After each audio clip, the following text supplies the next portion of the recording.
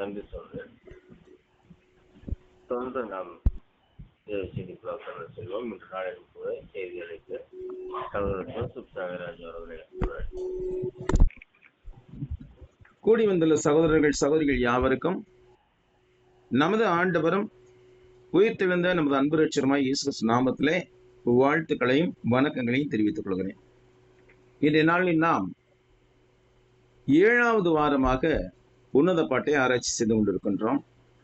இந்த நாளிலே நாம் சுலைமி பெண்ணின் பேச்சை தொடர்ச்சியாக பார்க்கின்றோம். 6ஆம் வசனத்திலே அவள் கூறுகிறாள்,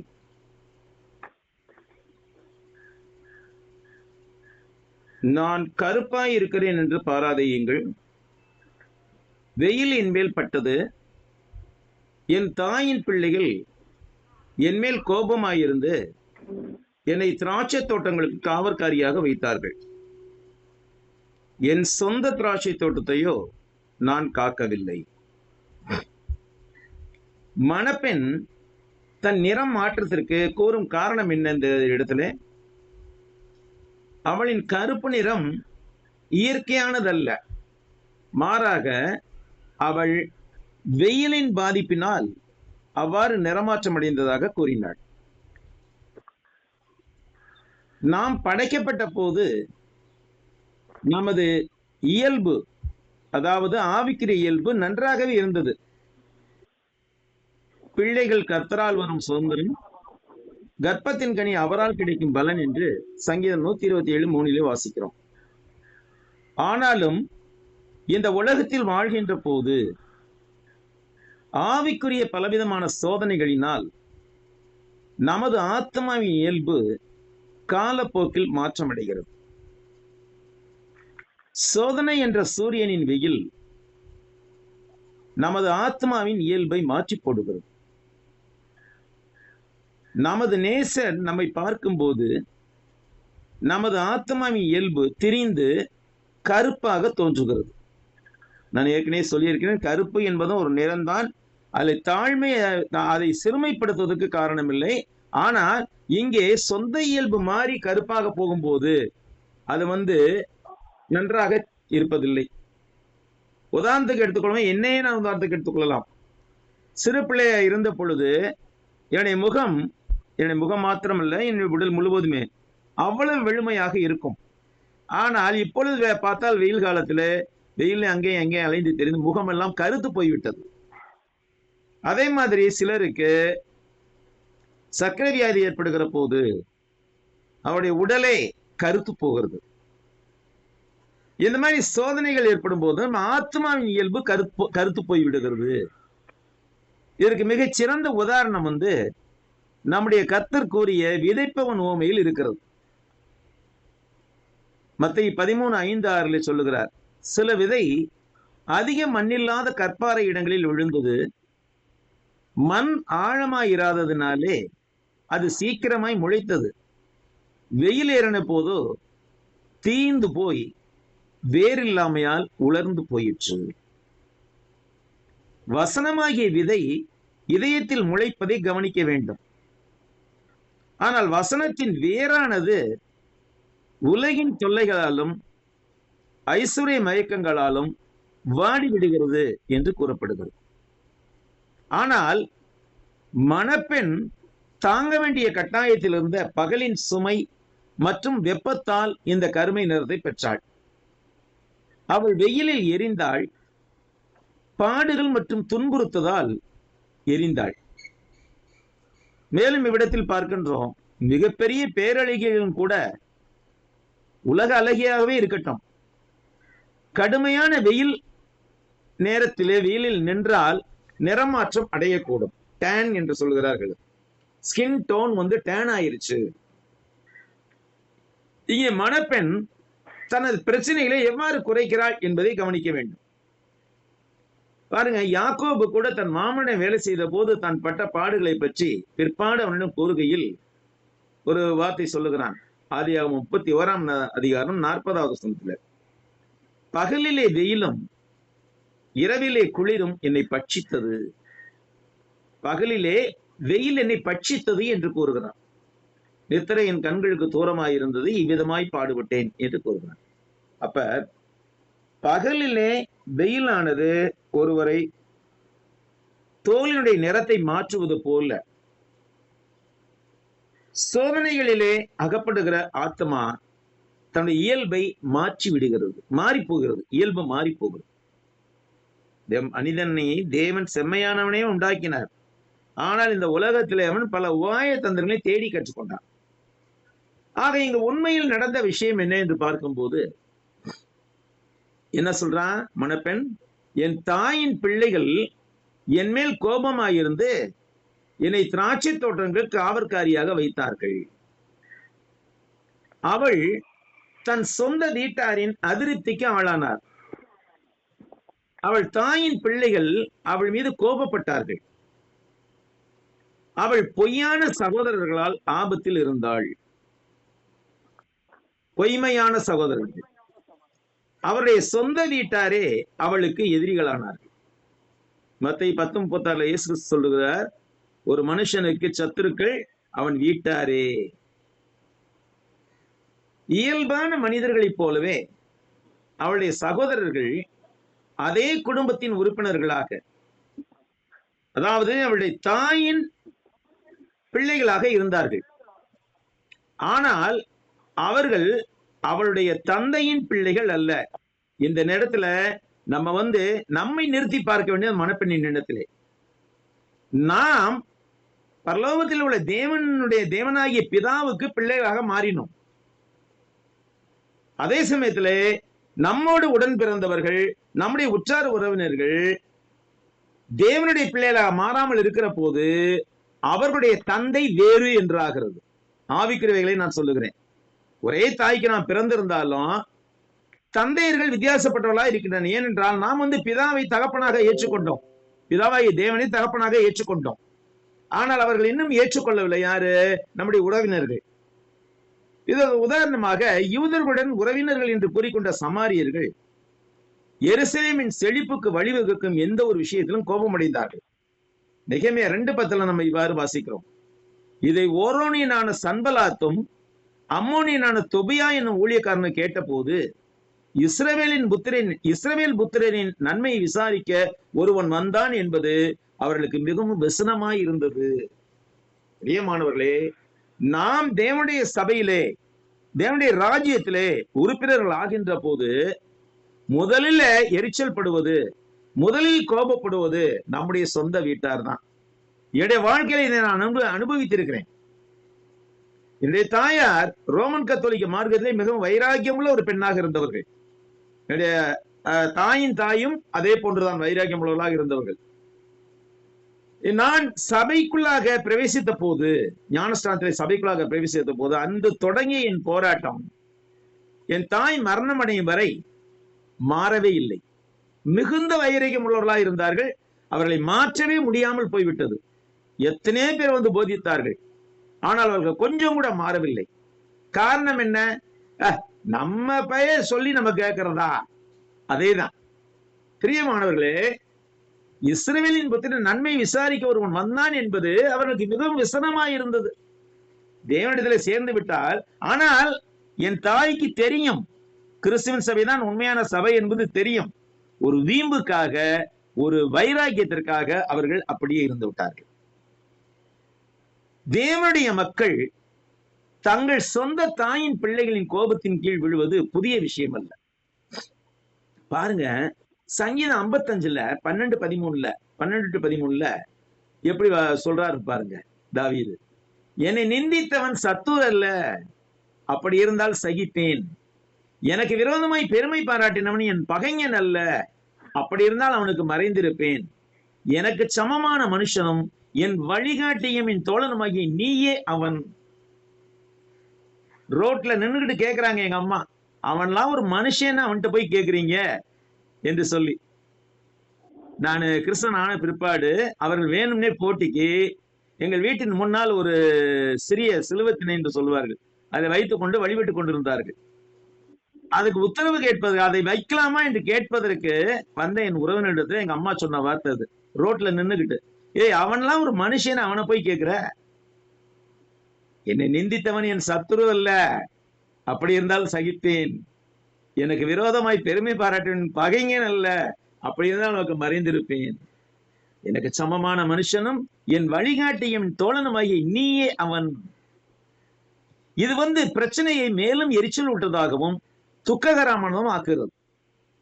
தேவனுடைய பிள்ளைகளாக மாறும் எவர் ஒருவரும் தன் மாமிசப்பிரான உறவினர்கள் மற்றும் தோழர்களின் வெறுப்பையும் பகைமையும் பெறுவது என்பது ஆதி காலம் முதலாகவே நடந்து வரும் விஷயமாகும். பாருங்க, தேவனுக்கு பிரியமான பலி செலுத்திய ஆபேல் தனது உடன் பிறந்த சகோதரனான காயினால் பகைக்கப்பட்டு கொல்லப்பட்டான். அன்று தொடங்கிய பொறாமை என்னும் நெருப்பானது இன்றும் உலக மக்களிடையே கொழுந்து விட்டு எரிந்து கொண்டுதான் இருக்கிறது. உலக பிரகாரம் நடக்கிற நமது உறவினர்கள் நம்மீது ஏன் எரிச்சல் கொள்கின்றார்கள் என்பதற்கு பேதுரு ஒரு காரணம் கூறுகிறார். 1 பேதுரு 4ஆம் அதிகாரத்தில் 3-4 வசனங்களை சொல்லுகிறார். அவர், சென்ற வாழ்நாட்காலத்திலே நாம் புறஜாதியுடைய இஷ்டத்தினை நடந்து கொண்டது போதும். அப்பொழுது நாம் காம விகாரத்தையும் துரிச்சிகளையும் நடப்பித்து மதுபானம் பண்ணி களியாட்டு செய்து வெறி கொண்டு அருவருப்பான விக்கிரகங்களை செய்து வந்தோம். அந்த துன்மார்க்க உலகிலே அவர்களோட கூட நீங்கள் விழாமல் இருக்கிறதுனாலே அவர்கள் ஆச்சரியப்பட்டு உங்களை தூஷிக்கிறார்கள். நம்ம கூட தானே தென்னாள் இருந்தவன், என்ன இவன் மட்டும் இப்ப தனியா போய் நிக்கிறான்? தமிழ்நாட்டு நண்டுகள் கதை ஒண்ணு சொல்லுவாங்க. கப்பல்ல நண்டுகள்லாம் ஏற்றுமதி பண்றதுக்காக வரிசையா டின்கள்ல போட்டு வச்சிருந்தாங்களாம். அதுல ஒரு 10 டின்ல மூடி போடாம வச்சிருந்துருக்காங்க. அப்ப கேட்டிருக்காங்க, நண்டு வியாபாரி கிட்ட கேட்டிருக்காரு கேப்டன், என்ன இந்த 10 டின்ல மூடி போடாம இருக்குது, அது தப்பிச்சு போயிடாதா அப்படின்னு கேட்டிருக்காரு. இல்ல இதெல்லாம் தமிழ்நாட்டு நண்டுக, இதெல்லாம் தப்பிச்சு போகாது அப்படின்னு. என்ன அப்படி விசேஷம் தமிழ்நாட்டு நண்டுகள் கேட்கிற போது அப்ப அந்த நண்டு வியாபாரி சொன்னாராம், ஒரு நண்டு ஏற முயற்சி செய்தா இன்னொரு நண்டு பிடிச்சி இழுத்து விட்டுருங்க கீழே, அதனால எந்த நண்டும் தப்பிக்காது அப்படின்னு சொன்னாரு. அது மாதிரி அந்த துன்மார்க்க உலகிலே அவர்களோட கூட நாமும் விழுந்திருந்தோம் ஒரு காலத்திலே. ஆனால் இப்பொழுது எழுந்து வந்து விட்டோம். அப்ப அவர்கள் ஆச்சரியப்பட்டு நம்மை தூஷிப்பார்கள். அடுத்ததாக 2வது, அவர்கள் மணப்பெண்ணிடம் மிகவும் கடினமாக நடந்து கொண்டனர். பிரியமானவர்களே, மணப்பெண் என்று சொல்வது யாரை? யூத மக்களையும் நம்மையும் தான் நான் சொல்லுகிறேன். யூத மக்கள் மற்றும் கிறிஸ்துவின் சபையார். கிறிஸ்துவின் சபையாரை மாத்திரம்தான் சொல்லுகிறேன், மற்ற நாமகரண கூட்டத்தை சொல்வதில்லை. யூத மக்களிடம் மற்ற ஜனங்கள் கடினமாக நடந்து கொண்டார்கள், நடந்து கொண்டிருக்கிறார்கள், இன்னும் நடந்து கொள்வார்கள். அதே போன்று கிறிஸ்தவ மக்களிடம் அந்த காலத்தில் தொடங்கி இந்த காலம் வரைக்கும் மற்ற மக்கள் உபத்திரவம் ஏற்படுத்துவது என்பது வழக்கமான ஒரு காரியமாக இருக்கிறது. நாம் மூச்சு விடுவது எப்படி ஒரு சர்வசாதாரணமான ஒரு காரியமோ, அது போன்று நாம் பிற மதத்தினரால், பிற மார்க்கத்தினரால், பிற வழிபாட்டாளர்களால் துன்பப்படுத்தப்படுவதும் ஒரு சாதாரணமான விஷயமாய் இருக்கிறது. அங்கே மணப்பெண்ணிடம் அவர்கள் மிகவும் கடினமாக நடந்து கொண்டார்கள். யார்? சொந்த வீட்டார். அவர்கள் என்னை திராட்சை தோட்டங்களின் காவலாளி ஆக்கினார்கள். அதாவது முதலில் அவர்கள் அவளை பாவத்திற்கு தூண்டினார்கள், பொய்யான வழிபாடுகளுக்குள் ஈர்க்க பிரயாசப்பட்டார்கள். அவர்கள் தேவர்களை சேவிக்க, அது திராட்சை தோட்டங்களை பராமரிக்க அவளை பயன்படுத்தி கொள்ள முயற்சித்தார்கள். இது சோதோமின் திராட்சை தோட்டத்தை பராமரிப்பது போல் இருந்தது. அவர்கள் அவளுடைய சொந்த திராட்சை தோட்டத்தை அவள் தனது சொந்த திராட்சை தோட்டத்தை காக்கவும், தனது சொந்த கடவுளை சேவிக்கவும், தேவன் தனக்கு கொடுத்த அந்த பரிசுத்த வழிபாடுகளை கடைபிடிக்கவும் அவர்கள் அனுமதிக்க விரும்பாதிருந்தார்கள். துன்புறுத்துதலின் போது நல்லவர்கள் பெரும்பாலும் புகார் செய்யும் குறைகள் இவ்வாறே இருக்கின்றன. அவருடைய மனசாட்சி கட்டாயப்படுத்தப்படுகிறது, வற்புறுத்தப்படுகிறது. மேலும் அவர்களை கடுமையாக ஆட்சி செய்பவர்கள் தங்கள் ஆட்களிடத்தில் உன்னை நோக்கி நாங்கள் கடந்து போகும்படி குனி என்று சொல்லி, கடந்து போகிறவர்களுக்கு நீ முதுகை தரையும் வீதியுமாக்கும்படி உன்னை சஞ்சலப்படுத்தின கையில் அதை கொடுப்பேன் என்று ஏசாயா 51:23 சொல்லப்படுகிற வசனப்படியாக நடந்து கொள்கிறார். பிரியமானவர்களே, 2வதாக பார்க்கும்போது மணப்பெண் சொல்லுகிறாள், அவர்கள் என்னை சிக்கலில் சிக்க வைத்து கடினமான, பாரமான, மிகவும் அவமானகரமானதை என் மீது சுமத்தினார்கள். திராட்சை தோட்டங்களை பராமரித்தல் என்பது, அதாவது திராட்சை தோட்டத்தை உரிமையாக கொண்டிருப்பது பற்றி சொல்லவில்லை. இங்க திராட்சை தோட்டத்தில் வேலை செய்வதை, திராட்சை தோட்டத்தில் பராமரித்தல் என்பது ஒரு கீழ்த்தரமான அடிமைத்தனமான வேலையாக மற்றும் கடினமான வேலையாக கருதப்பட்டது. அதுக்கு ஆதாரம் இருக்குதா? இருக்குது ஆதாரம். ஏசாயா 61:5 சொல்லப்படுகிறது. மறுஜாதியார் நின்று கொண்டு உங்கள் மந்தைகளை மேய்த்து, அந்நிய புத்திரர் உங்களை பண்ணையாட்களும் உங்கள் திராட்சை தோட்டக்காரருமாய் இருப்பார்கள். அவளுடைய தாயின் குழந்தைகள், மணப்பெண்ணின் தாயினுடைய குழந்தைகள் அவளை குடும்பத்தின் சுமையாக மாற்றினார்கள். அவர்களின் கோபம் மிகவும் கேடுபாடானது, ஏனெனில் அது கடுமையானது. அவர்களின் கோபம் கொடூரமானது. பழைய ஏற்பாட்டில் இஸ்ரவேல் மக்களுக்கும் புதிய ஏற்பாட்டில் கிறிஸ்தவர்களுக்கும் ஏராளமான உபத்திரவங்கள் மற்றவர்களால் ஏற்படுத்தப்படுகிறது. அதைத்தான் இது குறிப்பிடுகிறது.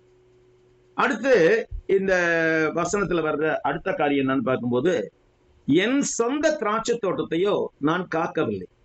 இந்த சொற்றொடரை நாம் சற்று விளக்கமாக பார்ப்போம். நான் என் சொந்த திராட்சை தோட்டத்தை காக்கவில்லை, அது என் தவறு. எனவே எனக்கு ஏற்பட்ட துன்பங்களுக்கு நான் தகுதியானவன் தான். ஐ ஆம் டிசர்வ்ட் ஃபார் இட்.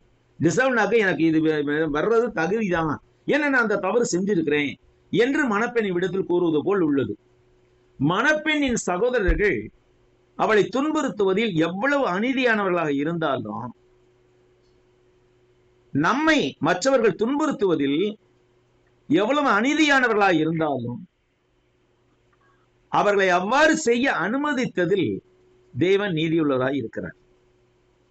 ஏன்? அவள் அல்லது நாம் மனிதர்களின் திராட்சை தோட்டங்களின் அடிமைத்தன காவல்காரராக ஆக்கப்பட்டுள்ள விஷயம் நியாயமானதுதான். ஏனென்றால் மணப்பெண், அதோடு கூட அந்த மணப்பெண்ணின் நிலையிலே நம்மை நிறுத்தி பார்ப்போம். தன்னிடம் தேவன் ஒப்படைத்திருந்த திராட்சை தோட்டங்களுக்கு கவனக்குறைவான காவல்காரியாக இருந்திருக்கிறாள். தேவன் நம்மிடத்தில் ஒப்புவிக்கப்பட்ட மந்தையை நாம் கவனத்தோடு மேய்த்தோமா இல்லது கவனக்குறைவாக மேய்த்தோமா என்பதை சிந்தித்து பார்ப்போம். தேவனுக்கு சோம்பேறித்தனமாக ஊழியம் செய்பவர்கள் நியாயமாக தங்கள் எதிரிகளுக்கு சேவை செய்ய வேண்டிய கட்டாயத்தில் இருக்கிறார். அவர்கள் அவருக்கு செய்கிற ஊழியத்தின் மேன்மையையும் மக்களினங்களின் ராஜாக்களுக்கு செய்யும் ஊழியத்தின் சிறுமையையும் அறிந்திருக்க வேண்டும். ரெண்டுக்குள்ள வித்தியாசத்தை அறிந்திருக்க வேண்டும். பிரியமானவர்களே, நாம் தேவனுக்கும் உலக பொருளுக்கும் என்ற இரண்டு எஜமான்களுக்கு ஒரே நேரத்தில் ஊழியம் செய்ய இயலாது என்பதை கருத்தில் கொள்ள வேண்டும். நமது கர்த்தர் இதைத்தான் கூறினார் மத்தேயு 6:24. இரண்டு எஜமான்களுக்கு ஊழியம் செய்ய ஒருவனாலும் கூடாது. ஒருவனை பகைத்து ஒருவனை சிநேகிப்பான், அல்லது ஒருவனை பற்றி கொண்டு மற்றவனை அசட்டை பண்ணுவான். தேவனுக்கும் உலக பொருளுக்கும் ஊழியம் செய்ய உங்களால் கூடாது என்று சொன்னார். நியாயப்பிரமாணத்திலே தேவன் மக்களின் மீறுதல்களுக்கு தான் தரவிருந்த தண்டனை பற்றி இவ்வாறு கூறியிருந்தார். உபாகமம் 28:47-48. சகலமும் பரிபூர்ணமாய் இருக்கையில் நீ மனமகிழ்ச்சியோடும் களிப்போடும் உன் தேவனாகிய கர்த்தரை சேவியாமற் போனது நிமித்தம் சகலமும் குறைவுபட்டு பட்டினியோடும் தாகத்தோடும் நிர்வாணத்தோடும் கர்த்தர் உனக்கு விரோதமாய் அனுப்பும் சத்துருக்களை சேவிப்பாய். அவர்கள் உன்னை அழித்து தீரும் மட்டும் இருப்பு நுகத்தடியை உன் கழுத்தின் மேல் போடுவார்கள். ஆனாலும் கூட தேவன் கிருபையுள்ளவராய் இருக்கின்றார். அவர் ரெகபயாமின் நாட்களில் நடந்தவற்றை இன்றைய நாளிலும் கூட நடப்பிக்க சித்தம் கொண்டவராய் இருக்கிறார். ரெகபயாம் நாட்களில் அவனது ராஜ்யம் தேவனுடைய கிருபையினால் பலப்படுத்தப்பட்ட பின்பு அவனும் மக்களும் நியாயப்பிரமாணத்தை விட்டுவிட்டார்கள். எனவே எகிப்து ராஜாவை அவனுக்கு எதிராக போதொடுக்குமாறு தேவன் ஏவினார். அங்கே உள்ள வசனத்தை பார்க்கும்போது 2 நாளாகமம் 12ஆம் அதிகாரத்துல 8வது வசனம், 6-8 வரைக்கும் வசனம். அப்பொழுது இஸ்ரவேலின் பிரபுக்களும் ராஜாவும் தங்களை தாழ்த்தி கர்த்தர் நீதியுள்ளவர் என்றார்கள். அவர்கள் தங்களை தாழ்த்தினதை கர்த்தர் கண்டபோது கர்த்தருடைய வார்த்தை செமாயாவுக்கு உண்டாகி அவர் சொன்னது, அவர்கள் தங்களை தாழ்த்தினார்கள், ஆகையால் அவர்களை அழிக்க மாட்டேன். என் உக்கிரம் சீஷாக்கை கொண்டு எருசலேமில் ஊற்றப்படாதபடிக்கு அவர்களுக்கு கொஞ்சம் சகாயத்தை கட்டளையிடுவேன். ஆனாலும் என்னை சேவிக்கிறதற்கும் அந்நிய தேசங்களின் ராஜ்யங்களை சேவிக்கிறதுக்கும் இருக்கிற வித்தியாசத்தை அவர்கள் அறியும்படி அவனை சேவிக்கிறவர்கள் ஆவார்கள் என்றார். பிரியமானவர்களே, தேவனுடைய மந்தையை மேய்க்கிற நாம், தேவனுடைய மந்தைக்கு காவல்காரர்களாக இருக்கிற நாம் மிகுந்த கவனத்தோடு அந்த மந்தையை காத்துக்கொள்ள வேண்டும் என்பது இங்கே நமக்கு காணப்படுகிறது. அடுத்து 7ஆம் வசனத்திலே சுலமி பெண் தன் நேசரிடத்திலே பேசுகிறாள். இப்ப இதுவரைக்கும் பொதுவாக அந்த மற்ற பெண்களிடமும் மற்ற மக்களிடம் பேசிக்கொண்டது சுலமி பெண் இப்பொழுது தன்னுடைய நேசரிடத்திலே பேச தொடங்குகிறாள். 7ஆம் வசனத்திலே, என் ஆத்தும நேசரே, உமது மந்தையை எங்கே மேய்த்து அதை மத்தியானத்தில் எங்கே மடக்குகிறீர் எனக்கு சொல்லும். உமது தோழரின் மந்தைகள் அருகே முக்காடிட்டு அலைந்து திரிகிறவர்களை போல் நான் இருக்க வேண்டியது என்ன? முக்காடிட்டு என்ற வார்த்தை தமிழில் விடப்பட்டிருக்கிறது. ஆனா எபிரேய மொழியில இருக்கிறது, ஆங்கிலத்திலும் மொழிபெயர்த்திருக்கிறது. I be as one who wails herself. நான் தன்னைத்தானே முக்காடிட்டுக் கொண்டவளை போல் மந்தைகளின் அருகே இருக்க வேண்டியது, திரியர்களை போல் நான் இருக்க வேண்டியது என்ன என்று கேட்கப்படுது.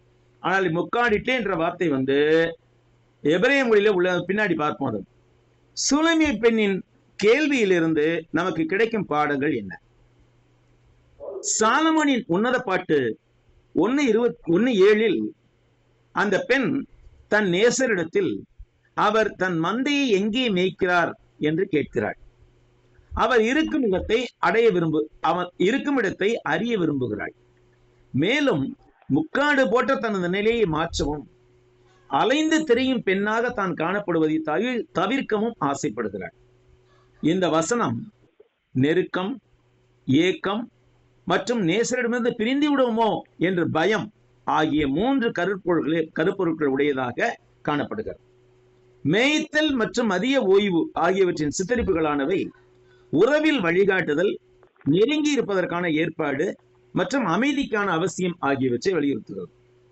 இதுல இந்த வசனத்தை ஒவ்வொரு பார்ட் பை பார்ட்டா பார்க்க போறோம். என் ஆத்தும நேசரே, உமது மந்தையை எங்கே மேய்க்கிறீர் என்ற இந்த தொடக்க வரி அந்த பெண் தன் நேசர் மீது கொண்டிருக்கும் ஆழ்ந்த பாசத்தையும் அவர் தன் அருகில் இருக்க வேண்டும் என்ற அவளுடைய விருப்பத்தையும் தெரிவிக்கிறது. நாமும் கூட விரும்புறோம் இல்லையா, கர்த்தர் எப்பொழுதுமே நம்மோடு இருக்க வேண்டும் என்று சொல்லி. ஆத்தும நேசரே, உமது மந்தையை எங்கே மேய்க்கிறீர் என்று நாம கேட்கிறோம் ஆண்டவர்கிட்ட. மேய்ச்சல் பற்றிய இந்த கேள்வி அவர் இருக்கும் இடத்தை தேடுவதை குறிக்கிறது. அவர் இருக்கும் இடத்தில் தானும் இருக்கவும் அவரது செயல்பாடுகளில் பங்கு கொள்ளவுமான ஒரு ஏக்கத்தை குறிக்கிறது. அடுத்து இந்த வசனத்தின் அடுத்த பகுதி, அதை மத்தியானத்தில் எங்கே மடக்குகிறீர்? இந்த கேள்வி மற்றொரு நெருக்கத்தை கூட்டுகின்றது. ஏனெனில் இது பகலின் வெப்பமான நேரத்தில் ஓய்வு மற்றும் ஓய்வுக்கான தேவையை குறிக்கிறது. மணப்பெண் அவரது பொதுவான இடத்தில் மட்டுமல்ல, ஆனால் அவர் எங்கு அடைக்கலம் மற்றும் அமைதியை காண்பிக்கிறார் என்பதிலும் ஆர்வமாக இருந்தாள். சங்கீதம் 23 பார்க்கிறோம், பசுமுல் பேச்சலில் அவர் என்னை மேய்க்கிறார், அவரின் ஆத்மாவை தேற்றி நீதியின் பாதையில் நித்தமும் நடத்துகிறார் என்று பார்க்கின்றோம். அடுத்த பகுதியாக இந்த வசனத்தின் அடுத்த பகுதி உமது தோழரின் மந்தைகள் அருகே முக்காடிட்டு அலைந்து திரிகிறவர்கள் போல நான் இருக்க வேண்டியது என்ன? இந்த பகுதி மணப்பெண் தன்னை ஒரு வெளியால் அல்லது சந்தேகத்துக்குரியலாக கருதப்படக்கூடுமோ என்ற அவளது கவலையை வெளிப்படுத்துகிறது. அவள் லட்சியமின்றி அவரை தேடி அலைந்தால் அவரிடமிருந்து பிரிக்கப்பட்டவளாகவே இருப்பாள், அல்லது சரியான வழிகாட்டுதல் இல்லாமல் அவரை தேடுபவளாக காணப்படுவதை அவள் விரும்பவில்லை. இங்குள்ள அந்த வார்த்தை காவோட்டயா என்று சொல்லப்படுகிறது. as one who wails herself, தன்னைத்தானே முக்காடிட்டுக் கொண்டவள் என்ற வார்த்தை தமிழில் மொழிபெயர்க்கப்படாமல் விடப்பட்டுள்ளது. முக்காடு போட்டுக்கொண்ட பெண் என்பது சமூகத்தில் வெளிப்படையாக ஈடுபடாத அல்லது தனது உண்மையான அடையாளத்தை மறைக்கும் ஒரு பெண்ணையும் குறிக்கலாம். இவ்வசனத்தில் காணப்படும் தெய்வீக அன்பிற்கான தொடர்பு என்னன்னு பார்க்கும்போது, மேய்க்கும் பணியின் உருவகங்களும் நேசத்திற்கு உரியவளின் ஏக்கமும் பெரும்பாலும் ஆன்மீக சூழலில் விளக்கப்படுகின்றன. இது பழைய ஏற்பாட்டில் தேவனுக்கும் அவருடைய மக்களுக்கும் இடையிலான உறவையும், புதிய ஏற்பாட்டில் கிறிஸ்துவுக்கும் அவரது சபைக்கும் இடையிலான உறவையும் குறிக்கிறது. நெருக்கம் மற்றும் வழிகாட்டுதலுக்கான மனப்பெண்ணின் விருப்பம், தேவ பிரசன்னம் மற்றும் அவரது உடன்படிக்கைக்கான மனிதகுல இயக்கத்தின் பிரதிபலிப்பாக இது கருதப்படுகிறது. பிரியமானவர்களே, இத்துடன் நாம் இன்று முடித்துக் கொள்வோம். இதன் தொடர்ச்சியை நாம் அடுத்த வாரம் கவனிப்போம். உங்களுடைய கவனத்திற்காக நன்றி சகோதரர்களே, நன்றி சகோதரிகளே. நன்றி சகோதரர். தொடர்ந்து நாம் ஜெப வேண்டுகோள்களை